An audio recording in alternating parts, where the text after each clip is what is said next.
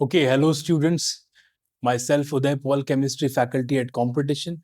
So today in this series, I have brought two more questions for you. One is from inorganic coordination compounds, and the second one is from physical chemistry, ionic equilibrium. दोनों questions relevant हैं. The questions are medium level, तो आप दोनों देखें. अगर आप revision कर रहे हैं, खासकर मैं आपके लिए लेके आया हूं. So let us move on to question number 1. Question number 1 है, find the total isomers for PtAA2. This is a complex. यहाँ पर Pt पे चार्ज है +2 एंड AA के बारे में लिखा है कि AA इज ब्यूटेन 2,3 डायमीन. तो अब इसके टोटल आइसोमर्स आपको निकालने हैं. अब यहां पर ध्यान दें, ये क्वेश्चन हो गया जिसमें आपको स्क्वायर प्लेनर ज्योमेट्री है. पीटी कोऑर्डिनेशन 4 है +2 है. ठीक है, तो ये आपका स्क्वायर प्लेनर होगा. स्क्वायर प्लेनर में आपके कितने आइसोमर बनेंगे? Let us solve it today. तो आज हम अगर बात करें, सबसे पहले बच्चों, तो मैं बनाता हूं आपके लिए पीटी, और ये आपका हो गया NH2. मैं N बना देता हूं, और यहाँ पे आपका हो गया CCN, और यहाँ पे CH3. अब ध्यान दें, लिगेंड के अंदर ही कायरल सेंटर है. अगर आप ध्यान से देखोगे, पहले तो चलो एक बार बना लेता हूं इसको. ये होगा PT N CCN, ये यहाँ पर, और यहाँ पे CH3, यहाँ पे CH3, यहाँ पीछे H है, यहाँ H है, then again N H2, obviously N पे जुड़ा है, N, देन वापस C CH3H, फिर वापस C CH3H, और यहाँ पर N, and obviously H2 is attached to N. मैंने तो इस तरीके से बना दिया. इस कॉम्प्लेक्स के आपको टोटल आइसोमर्स निकालने हैं. अब शुरू करते हैं. ऑब्वियसली हमें पता है इसमें स्टीरियो आइसोमर्स की हमें बात करनी है. सो let us start with the first part. तो इसमें आप देखो, PT लिया आपने, और ये आपने ले लिया N, और ये आपने ले लिया C, ये आपने ले लिया C, ये आपने ले लिया N. अब देखो, ये जो कायरल सेंटर यहाँ पर है, इनको हमें परम्यूट करके कॉम्बिनेशंस निकालने हैं. तो लेट अस थिंक. सबसे पहले हमने लिया CH3 ऊपर, यहां ये CH3 ऊपर, H नीचे, और वो वाला H भी नीचे. The same applies to this one, N C CH3, है ना. यहां पर फिर आपका ये आ गया C, देन अगेन N, और यहां पर फिर से CH3, पीछे H, पीछे H, and this is like this.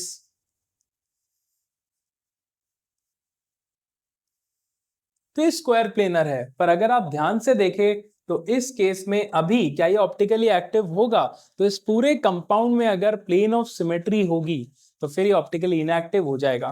तो ध्यान से देखिए, PT यहां पर इस तरीके से, NN CH3, like this complex square planar, CH3 CH3 CH3 CH3, मजे से प्लेन ऑफ सिमेट्री मिल गया. So this is optically inactive, but this is structure number 1. ऊपर का तो बस मैंने ये बनाया था, स्टीरियो यहां से बना रहा हूं. पहला स्ट्रक्चर मिल गया दोस्तों. उसके बाद नेक्स्ट अगर आप देखें, यहां पर आपने लिया PT वापस N, फिर C, फिर N, या आपने लिया इसी प्लेन में, ये पूरा आपका इसी प्लेन में है, वापस N C N, ये ले लिया. अब देखो, इसमें एक चीज और कर सकते हो. क्या करो, ये दोनों एक तरफ थे, ये दोनों एक तरफ थे, किसी भी एक को पीछे कर दो. पीछे कर दो मतलब इसका क्या मतलब हुआ? इसका ये मतलब हुआ कि अगर एक CH3 आगे है तो एक CH3 पीछे है. बाकी दोनों एज इट इज रहने दीजिए. Out of the plane CH3 H और H, ये आपका स्क्वायर प्लेनर कॉम्प्लेक्स है. समझने की कोशिश कीजिए, ये स्क्वायर प्लेनर कॉम्प्लेक्स है. C से CH3 बाहर, और यहां CH3 नीचे, और यहां दोनों CH3 ऊपर. Now this complex doesn't have a plane of symmetry. इसमें कोई भी प्लेन ऑफ सिमेट्री या सेंटर ऑफ सिमेट्री नहीं है, and hence this is optically active. तो ये कॉम्प्लेक्स ऑप्टिकली एक्टिव होगा. तो ये भी लेंगे और क्या भी लेंगे, इसका मिरर इमेज भी लेंगे। आप देख सकते हो इसमें यहाँ पे आपका कोई प्लेन और सेंटर ऑफ सिमेट्री नहीं है। तो दिस सेकंड हो गया। अब आपने एक इधर का पीछे करो या इधर का एक ही बात है, एक पीछे कर दिया। अब हम दो पीछे करके देखते हैं। अगर हम दो पीछे करते हैं तो PT N C N और N C N, ये हो गया। और मान लो आपका यही बोर्ड का प्लेन है ना, ये आपका बोर्ड का प्लेन है, इस तरीके से चपटा है, मतलब समझने की कोशिश करो भावनाएं। तो यहां पर आपका फिर से अब मैंने दो पीछे कर दिए। Suppose CH3 is downwards, CH3 is downwards, H is upwards and again this H is also upwards। और यहाँ पर फिर ये दोनों मैंने ऊपर ही रखे, CH3H और CH3H, मतलब दो CH3 इस तरफ से और यहाँ दोनों CH3 is down in the plane। तो अगर हम यहाँ पर देखें, अब नेक्स्ट अगर आप देखें यहाँ पे, do you have a plane of symmetry? हाँ, प्लेन ऑफ सिमेट्री है। कहां से है? कहां से? अरे बीच में से है। ध्यान से देखिए, इसको मैं पिंक कर देता हूं आपके लिए। ये देखिए, ये यहां से आपको प्लेन ऑफ सिमेट्री इसमें निश्चित रूप से मिल रहा है। This is optically inactive and this is optically inactive form. तो मैं इसकी मिरर इमेज को नहीं लूंगा, ये अकेला एकमात्र रह जाएगा। This is one again. उसके बाद तीसरा ले लेते हैं हम। अब हमने दो इधर करे, अब हम क्या कर सकते हैं, दो ऑपोजिट साइड्स के CH3 पीछे कीजिए। तो PT N C N, ये ऐसे हो गया। फिर N C N। अब मैं क्या कर रहा हूं, यहां CH3 आगे, यहां CH3 पीछे और यहां CH3 आगे और यहां CH3 पीछे। भाई मैंने यहां तो दोनों पीछे कर दिए थे एक साइड के। अब मैंने क्या किया, अब मैंने यहां पर एक CH3 पीछे कर दिया और एक और CH3 पीछे कर दिया इस साइड के। देख पा रहे हो आप? तो अब आप देखो क्या फिर से इसमें आपको कोई प्लेन ऑफ सिमेट्री मिल रहा है क्या? जी हाँ, मिल रहा है। ध्यान से देखिए, इसमें आपको POS या प्लेन ऑफ सिमेट्री जरूर मिल रहा है ना? आप मेरी बात समझ ही पा रहे हैं। Also this has a center of symmetry, so it is optically inactive। तो इसे हम करेंगे वापस। there is one stereoisomer for this structural part। और एक लास्ट है, आपने दो कर लिए, दो पीछे कर लिए, फिर आपने ये दो कर लिए, एक लास्ट कर सकते हो, तिरछे दो CH3 पीछे करके देखो, है ना? तिरछे दो CH3 पीछे करके देखो। तो ये है PT N C N, ये हो गया N C N, ये कर लिया। अब एक CH3 आगे, ये CH3 पीछे, ये H आगे और ये CH3 फिर पीछे और ये CH3 आगे। तो आप इसको देख पा रहे हो, ये आपका नेक्स्ट हो गया, जिसमें मैंने ऑल्टरनेट कॉर्नर्स वाले ये वाला और ये वाले दोनों मैंने ऑल्टरनेट वाले जो ऑपोजिट है इनको पीछे कर दिया है। अब आप सोचो बेटा, इसमें क्या आपको इसमें मिलेगा प्लेन ऑफ सिमेट्री? तो इसमें प्लेन ऑफ सिमेट्री आपको नहीं मिलेगा। देखो ऐसे काटोगे तो भी नहीं मिलेगा, ऐसे कट करोगे तो भी नहीं मिलेगा। क्या इसमें सेंटर ऑफ सिमेट्री है? जी नहीं।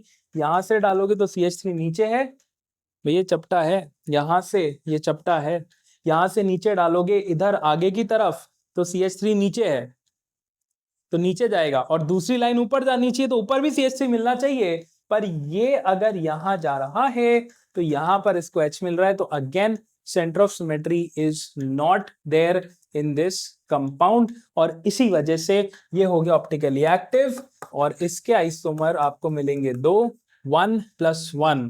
तो दोस्तों हमने क्या सीखा इसमें? हमने देखा कि स्क्वायर प्लेनर में भी अगर लिगेंड कायरल है तो the complex can be optically active, और इसमें ऑप्टिकली एक्टिव आ रहा है। तो अब आप देखो टोटल स्टीरियो आइसोमर कितने हो गए आपके? तो आपके हो गए, एक यहां से स्टार्ट किया है मैंने, रिमेंबर, 1 2 3 4 5 6 7। तो total stereoisomers for this complex is 7. Out of that 4 are optically active and 3 forms are optically inactive. तो एक अच्छा ठीक ठाक सा क्वेश्चन था based on isomerism for coordination chemistry. Okay, hello students. So we have the second question from ionic equilibrium, जिसमें हम MnS की solubility calculate करेंगे in a buffer solution of given pH, है ना? So this is relevant with respect to JEE Advanced. जरूर relevant है. आइए इसको देखते हैं. Calculate the solubility of MnS in a buffer solution of given pH. The K1 and K2 of H2S is given to you and MnS का KSP will be given. तो हम लोग देख रहे हैं कि हम इस प्रॉब्लम को अप्रोच कैसे करें, how to approach the problem. Let us start. सबसे पहले अपन ने लिया MnS solid, it is sparingly soluble बच्चों, कम घुलता है, ये टूटेगा. Mn+2 plus S2 minus aqueous and the equilibrium constant for this is KSP. ये अपन ने पहले लिख लिया है. उसके बाद S2 माइनस बेटा हाइड्रोलिसिस करेगा, पानी के साथ रिएक्शन करेगा, H2O के साथ बनाएगा HS minus aqueous plus OH minus aqueous. तो ये आपके पास आ गया. और ध्यान दें HS माइनस का सॉल्ट एनायन है S2 माइनस, तो जब ये हाइड्रोलाइज करता है तो यहाँ पर hydrolysis constant is Kw upon K2 of H2S. HS minus का ionization is K2 of H2S. तो वापस KH फॉर S2 माइनस का हाइड्रोलिसिस इन विच ये बेस की तरह भी काम कर रहा है is equal to KW upon KA2. उसके बाद शुरू करेंगे अगला.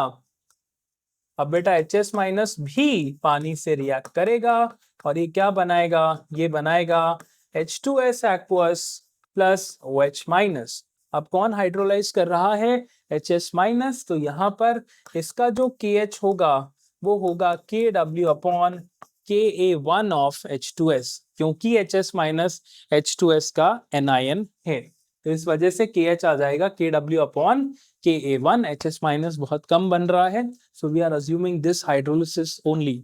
ठीक है. तो अब यहाँ पर आपके पास तीन चीज आ गई. ये Ka1 किसका है बेटा, H2S का. तो अब शुरू करते हैं. मान लो फाइनल इक्विलिब्रियम पे बन रहा है S डैश और ये बन रहा है S डैश. S डैश में से कुछ खत्म हुआ होगा माइनस एक्स, यहाँ बना होगा x, और यहाँ कुछ OH है जो कि बफर में फिक्स कर रखी है. एक बफर सॉल्यूशन pH को फिक्स करके रखता है एक pH रेंज में, तो यहाँ पे pH मोटा मोटा बफर ने फिक्स कर रखी है. So I am not indicating OH minus, ये बफर ने फिक्स कर दी है. उसके बाद HS minus x minus y, यहाँ पर जाएगा y और यहाँ पर फिर OH minus is fix by the buffer. This is the sort of situation at final equilibrium. अब शुरू करें अगर हम, तो यहां पर बेटा Mn2 प्लस किसके बराबर होगा, ये बराबर होगा S2 minus plus HS minus plus H2S. आपको कैसे पता, आप करके देखो. S dash minus x minus y, तो ये टर्म्स बराबर आने चाहिए. क्या ये बात हम समझ पा रहे हैं. अब हम क्या करेंगे, इसमें हम ये वैल्यूज डाल देते हैं. अगर मैं इक्वेशन 2 पर आता हूं, इस पर आ जाएं, तो आपको मिलेगा KW upon Ka2 is equal to HS minus into OH minus upon S2 minus. या मैं यहां साइड में कर रहा हूं, HS माइनस को मैं लिख सकता हूं KW upon Ka2 into S2 minus upon OH minus. आप जानते हो H plus into OH minus किसके बराबर है, KW. तो OH माइनस को लिख सकते हो KW अपॉन H प्लस, तो HS माइनस हो जाएगा बेटा KW अपॉन H प्लस, तो H plus into S2 minus upon Ka2. ये वैल्यू OH माइनस की मैंने यहां रख दी. मेरे को पहली इक्वेशन से HS माइनस आ गया है. अब आइए अगली चीज देखते हैं, सेकेंड हाइड्रोलिसिस, है ना. सेकेंड हाइड्रोलिसिस में आप थोड़ा सा ऊपर करें तो आपको यहां मिलेगा, देखिए H2S into O H minus, ये वाला रिएक्शन ध्यान दीजिए, यह आपको मिलेगा इक्वल टू के W upon K one upon H S minus, ये मिल जाएगा आपको। And you can now substitute, थोड़ा सा मैं वैल्यूज निकाल देता हूं बेटा, तो यहां पर आप लिख सकते हो H2S इक्वल टू के W upon K one into H S minus, ये आपको मिल जाएगा। ठीक है, और सॉरी इसमें ओ एच माइनस भी नीचे आएगा। हम जानते हैं कि के डब्ल्यू किसके बराबर होगा, H plus into O H minus. तो आप जब यहाँ सॉल्व करोगे तो ओ एच माइनस को लिख दो के डब्ल्यू अपॉन एच प्लस, तो आपको मिलेगा H2S इक्वल टू, के डब्ल्यू कट जाएगा बेटा, एच प्लस ऊपर आ जाएगा। ठीक है, तो आपको मिलेगा H S minus into H plus upon K one. ये आपको इस केस में क्या मिल जाएगा, H2S मिल जाएगा। तो ये इक्वेशन 1 हो गई, ये इक्वेशन 2 हो गई। और आप एक चीज और कर सकते हो, क्या कर सकते हो बेटा, HS माइनस की वैल्यू यहां से डाल दो।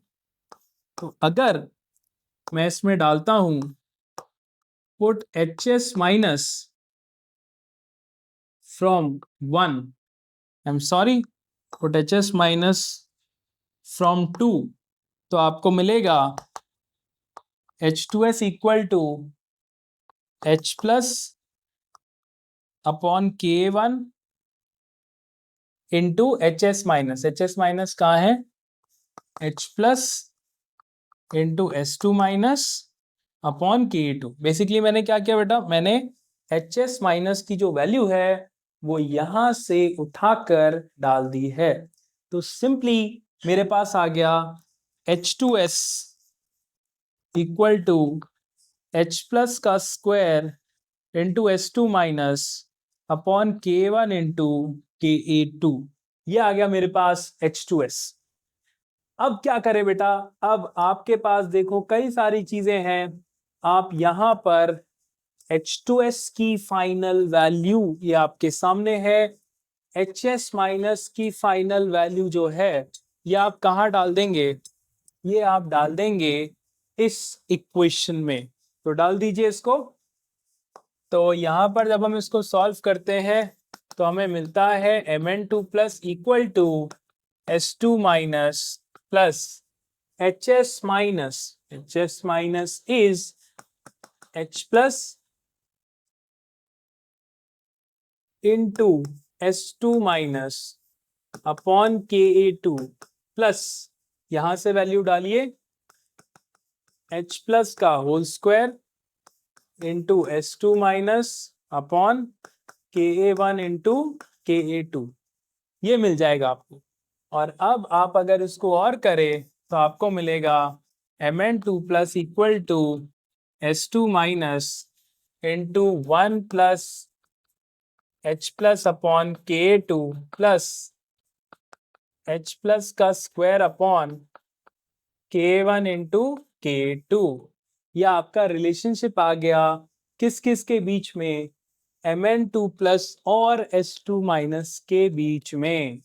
यहां तक हम पहुंच चुके हैं, तो चलिए आगे देख लेते हैं। तो हमने देखा Mn plus two, Mn plus two equal to S2 minus into 1 plus H plus by K2, 1 plus H plus by K2 plus H plus square upon K1 K2 plus H plus का square upon K1 into K2। और बेटा जो Mn plus to घुला हुआ है वही क्या है, वही सॉलिबिलिटी है। Mn2 प्लस जो S घुला हुआ है वही पूरा कम हुआ होगा।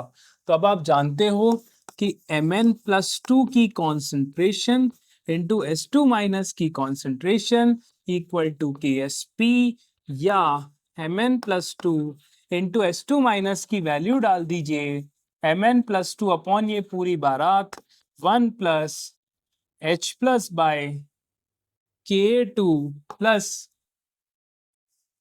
H प्लस का square upon K1 into Ka2 equal to KSP या Mn+2 का square equal to KSP into 1 plus H plus upon Ka2 plus H plus square upon K1 into Ka2।